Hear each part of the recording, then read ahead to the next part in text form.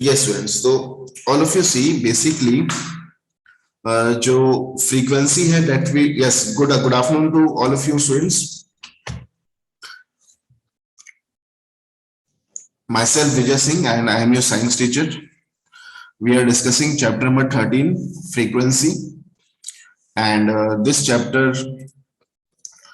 we are discussing chapter number 13 sound, and in this chapter we are discussing topic frequency and amplitude today. And these topics are very useful and very important topics. Today we will see three terms, and at the end of the session I will hope that each and every student present in the class must understood clearly the meaning of these three terms. The terms are, first is frequency, one term is amplitude and one term is time period, है ना. तीनों term का meaning अच्छे से पता होना चाहिए हर एक बच्चे को at the end of today session. तो फ्रीक्वेंसी का मीनिंग हमने कल की क्लास में डिस्कस किया था. Yesterday also we have discussed somewhat about frequency, that the number of cycles और number of oscillations completed in 1 second, एक सेकेंड में ना, in 1 second the number of vibrations completed in 1 second is known as frequency. Suppose कि आप क्या कर रहे हैं, you are taking round of a circular path, है ना. You are jogging around a circular path. आप सर्कुलर पाथ के अराउंड जॉगिंग कर रहे हैं और आप जो है उस जॉगिंग पीरियड में एक सेकंड में ना, एक सेकंड में जो है आपने 2 साइकिल्स कंप्लीट करी हैं या फिर 2 वाइब्रेशंस या 2 ऑसिलेशंस कंप्लीट करें, तो आपकी फ्रीक्वेंसी क्या हो जाएगी, 2 हो जाएगी.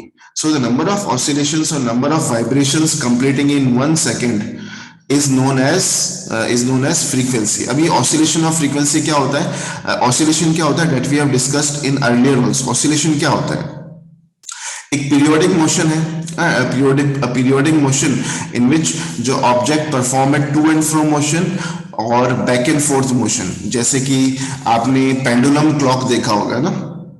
पेंडुलम क्लॉक के अंदर जो पेंडुलम होता है उसका जो मोशन होता है that is to and fro motion, that is back and forth motion. जो पेंडुलम होता है बार बार उसी मोशन को रिपीट करते रहता है और वो भी सेम टाइम ड्यूरेशन के बाद में उसी जो मोशन है उसको रिपीट करते रहता है.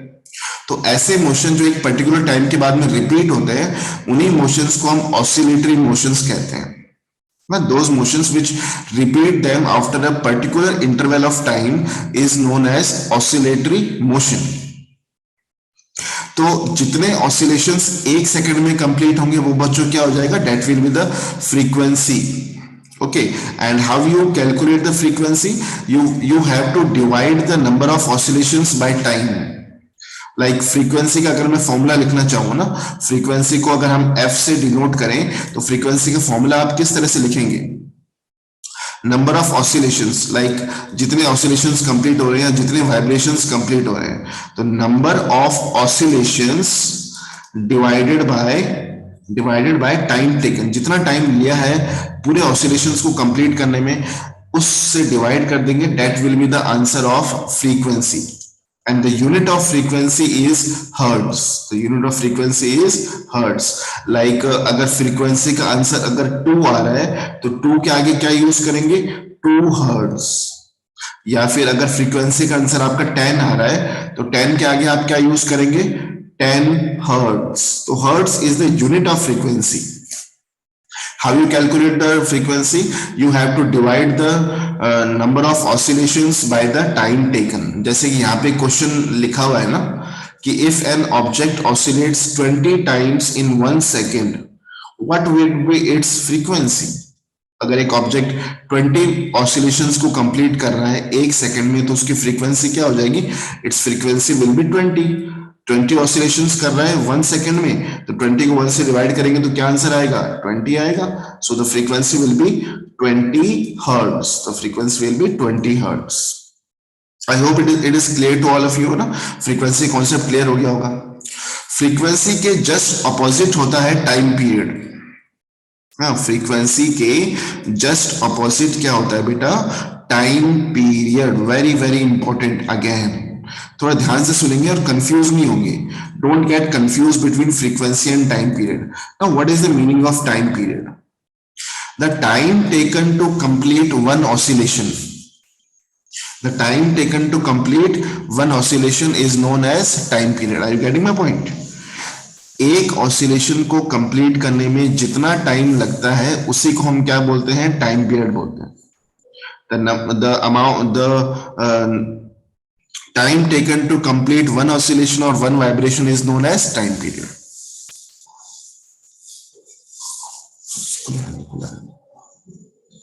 Okay, so I hope all of you got the meaning of oscillations.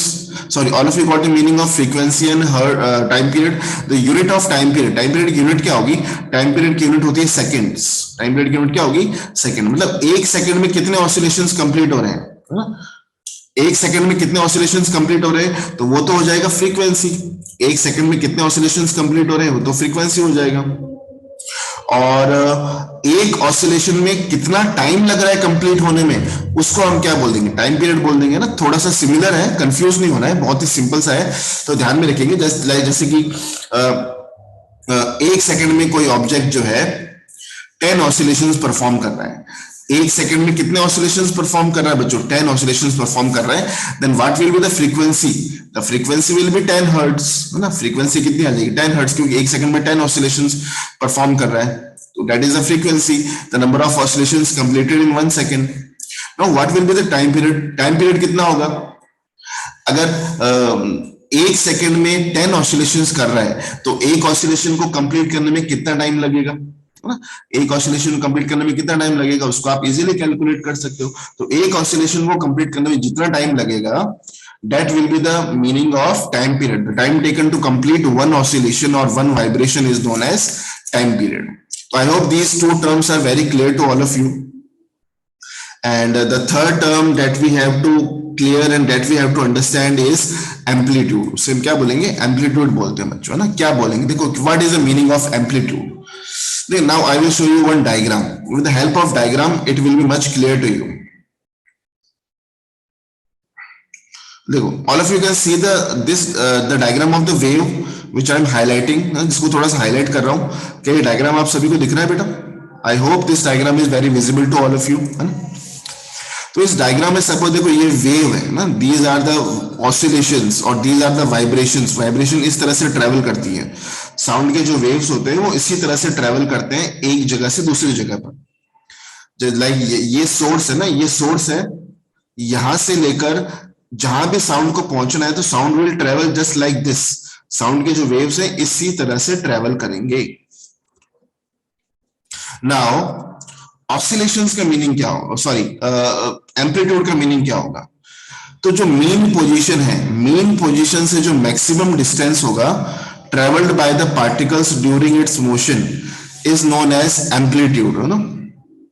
ये जो आपको पीक्स दिखाई दे रहे हैं बेटा, जैसे ये डिस्टेंस मान लेते हैं ना, this is a mean position. Suppose ये जो मैंने लाइन ड्रॉ करी है, ये मीन पोजीशन है. मीन पोजीशन है ना. I am writing it on the screen also. Main position है ना, जो मैं लाइन ड्रॉ करी, this is the main position. And the maximum distance travel by the particles from the main position is the amplitude. इस main position से particles कितना maximum distance travel करते हैं, इसी डिस्टेंस को हम क्या बोलते हैं बच्चों? एम्पलीट्यूड बोलते हैं. This distance is known as amplitude. Okay, जितना ज्यादा एम्पलीट्यूड होगा, कल बच्चे ने, है ना, yesterday one of the student was asking, discussing, क्या डिस्कस कर रहे थे कि सर एम्पलीट्यूड का मीनिंग क्या होता है ना. So the maximum distance of the particles from its mean position during the vibration. जब एक ऑब्जेक्ट वाइब्रेशन कर रहा है तो उसकी मीन पोजीशन से उसका जो मैक्सिमम डिस्टेंस होगा ना, उसको हम उसका एम्पलीट्यूड बोलेंगे. और देखना, बहुत ही इंटरेस्टिंग बात, जितना ज्यादा एम्पलीट्यूड होगा, more the amplitude is, more the sound is louder. जितना ज्यादा एम्पलीट्यूड होगा ना, साउंड उतनी ही ज्यादा लाउड होगी. लाइक अगर मैं एक साउंड की वेव ऐसे बना रहा हूं, लाइक एक साउंड की वेव तो ये होगी, ठीक है ना, और दूसरी साउंड की वेव ये हो गई बच्चों, है ना, जो मैंने रेड पेन से ड्रॉ करी है. ये एक साउंड की वेव हो गई, this is one sound wave, और ये आपने दूसरी साउंड प्रोड्यूस करी है, दो अलग अलग साउंड प्रोड्यूस होगी. अब दोनों की एम्पलीट्यूड अलग अलग है, both have different amplitudes. Now which sound will be louder, loud कौन सी होगी, जिसका एम्पलीट्यूड क्या होगा, ज्यादा होगा। जिसका एम्पलीट्यूड ज्यादा होगा वो साउंड भी क्या होगी, लाउड होगी। तो देखो आप बेटा, ये जो इसका एम्पलीट्यूड क्या है, द डिस्टेंस इज मैक्सिमम, ये वाला जो डिस्टेंस है ना मीन पोजीशन से, this distance which I am highlighting, मैं एक बार अलग अलग कलर से इसको हाईलाइट करके बताता हूं ना। ये जो डिस्टेंस है, जो मीन पोजीशन डिस्टेंस है, it is the amplitude, and इस वाले कंडीशन में ये एम्पलीट्यूड हो गया। कौन सा डिस्टेंस ज्यादा है, एग्जैक्टली आपको पता है कि ये वाला डिस्टेंस ज्यादा है। तो क्योंकि ये इसका एम्पलीट्यूड ज्यादा है, तो ये जो साउंड होगी ये ज्यादा लाउड होगी, और ये वाली साउंड जो है वो थोड़ी सी क्या होगी, it will be feeble. So loudness of a sound directly depends on the amplitude of the vibrations. More the amplitude of the vibration, more the sound is louder, and less the amplitude of the vibration, lesser the sound is louder, or we can say the sound is feeble. Sound को feeble भी कह सकते हैं। अगर loud sound नहीं होती है, थोड़ी loud नहीं होती है, तो it will be known as feeble. We can call it as a feeble sound.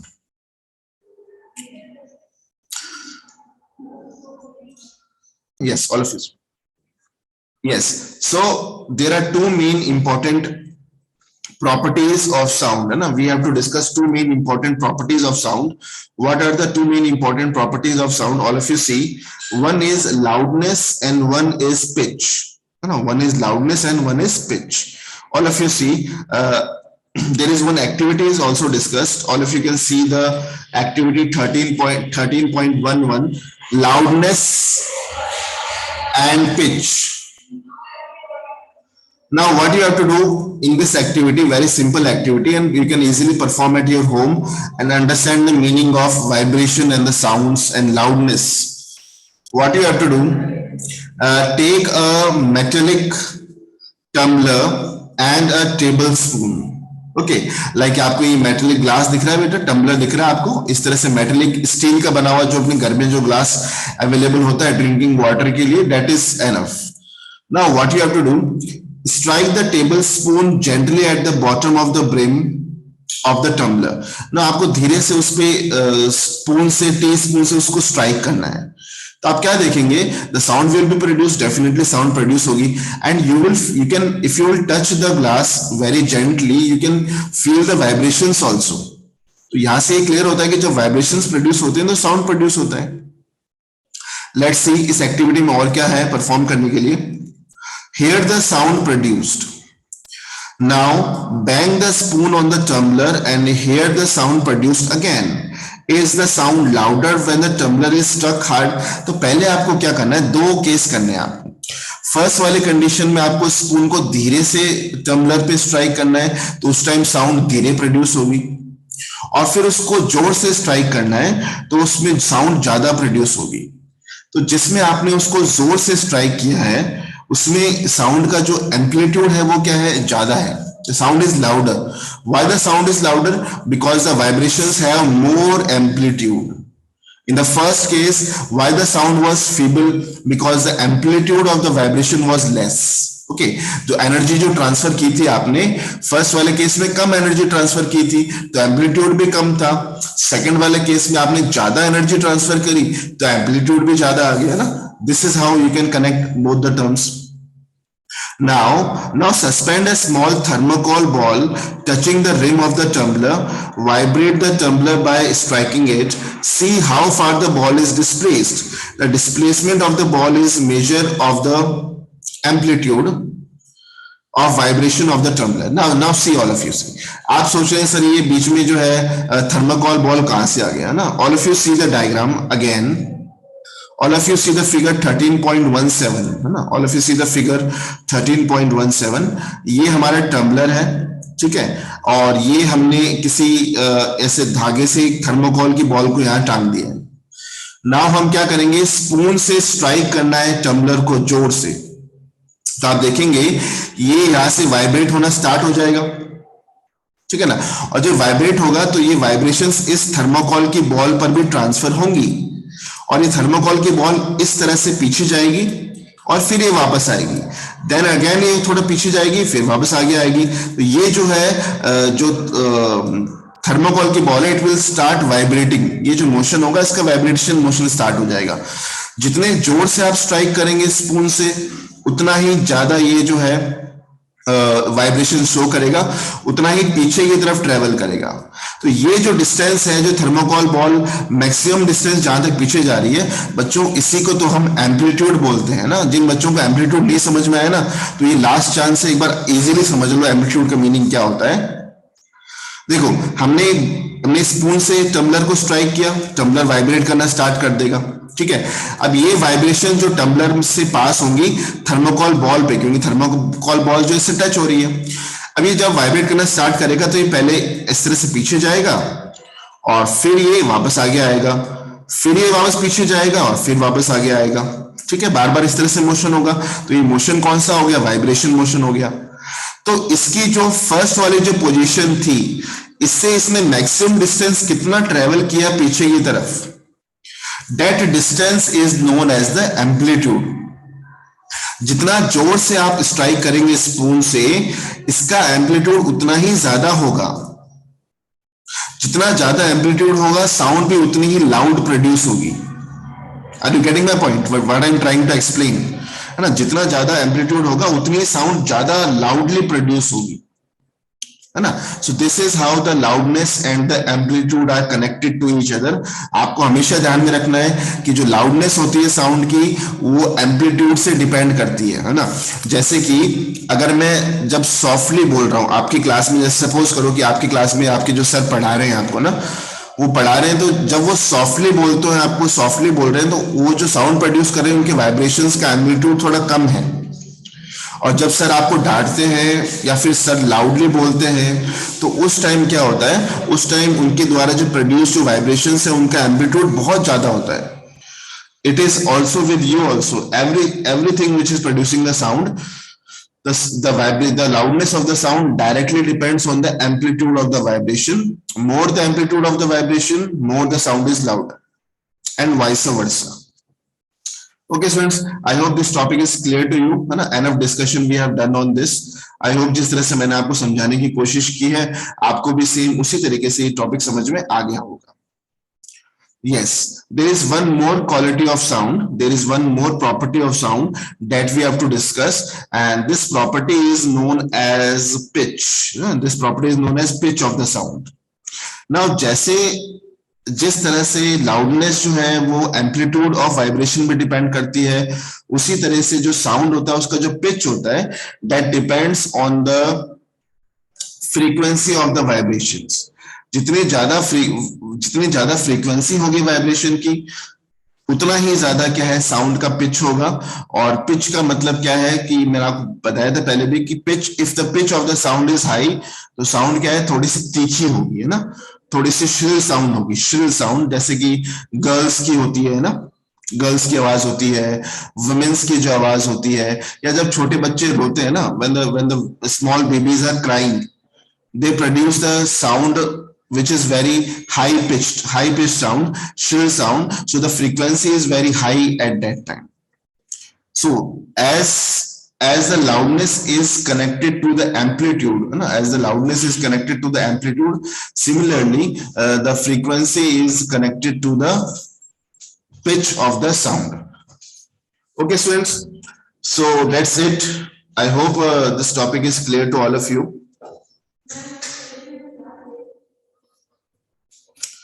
Yes, thank you very much.